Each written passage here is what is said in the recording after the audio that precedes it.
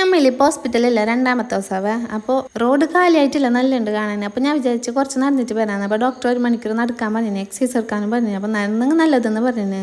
ഞാനിപ്പോൾ മടങ്ങുന്നുണ്ട്. ഡ്രൈവിംഗ് സ്കൂളിൽ കുറച്ചാൾ ടെസ്റ്റിന് പോകാൻ കഴിയുന്നുണ്ട്. വീഡിയോ പൈപ്പ് പൊട്ടിയിട്ടുണ്ട്, ഫുള്ള് വെള്ളം പോകുന്നുണ്ട്. തിന്നിട്ട് പാതിയാക്കിയിട്ട് ചോള ഫുള്ളില്ലേ മുളച്ചിട്ടുണ്ട്. നമ്മൾ വിത്തിട്ടുണ്ടെങ്കിൽ ഇപ്പോൾ മുളക്കട്ടേ ഇല്ല.